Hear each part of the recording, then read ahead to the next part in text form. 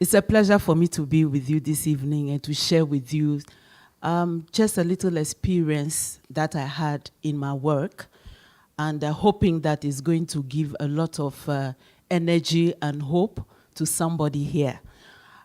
Education is powerful, and for us, peace education is even more powerful because it gives what I call life skills to children, to young people, even to adults.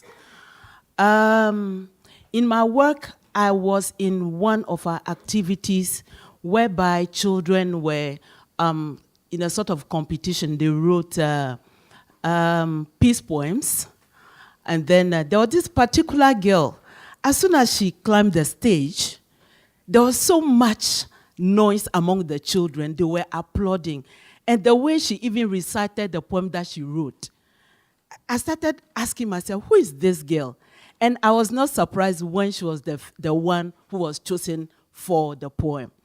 So I got interested, and then I asked one of the officers, who is this girl and how come she has so much fans?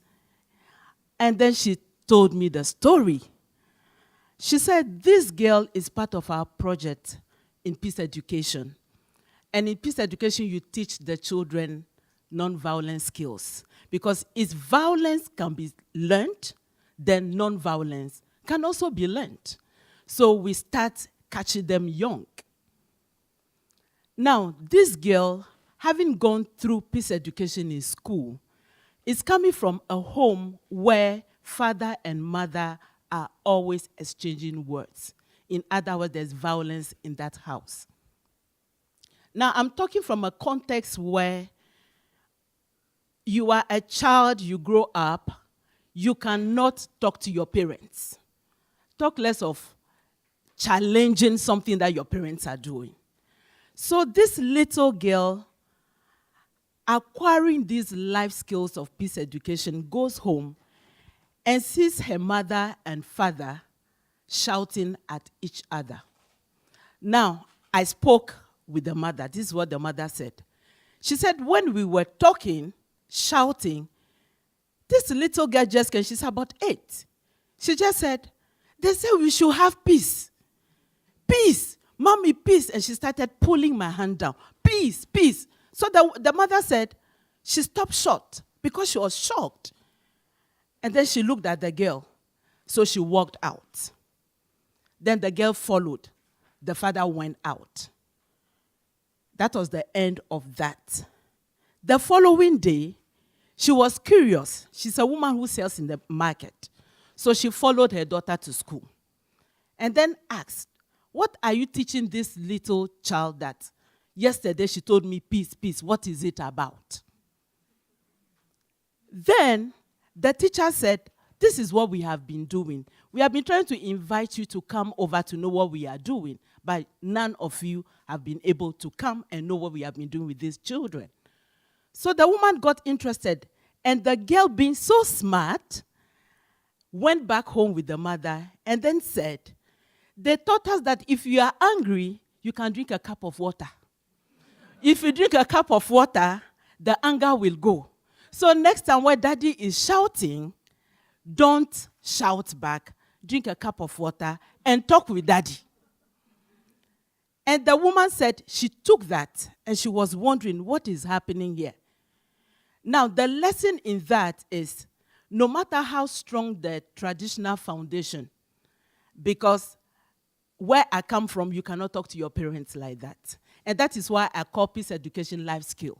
So this little child has learned how to communicate and how to talk. So she has been able to use this skill to talk to her mother. And what came out of this was the mother again got curious and went back to the school. So what is happening? Fortunately, there is another program that has to do with women. And the women in the market in that community have formed a group of mediation because there's too much fight in the market. So they always try to mediate among themselves. So the teacher advised her, why don't you join that group? So she joined that group also and started learning communication. What I have seen in this experience, what has happened was most often when we are working, we think these little things don't matter. But the little thing that this little child learned escalated and went into her home. Her mother was a victim of violence at home. But the little she knew, she used it, and it worked for her. And one other thing also is, this girl, she has so much fun because there's extracurricular activity. So she will be going around the houses in the community and be dragging these other children. Let's go for this peace education thing. Let's go. We sing, we dance, we draw, we do this. So she was able to pull the area children into the group. So you will see that this one little girl changed, moved into her community, moved into her family. You might be doing a lot of work and you think nothing is happening. The little flame, when you blow it, it escalates and it blows very, very high. So this is my story.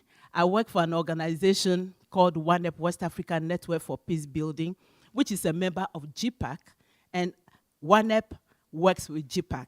And the GPPAC group is here, the Peace Education Working Group is here. We have people from Serbia, we have people from Colombia, and other countries, global. And for me, it is very, very important that we take this peace education very seriously.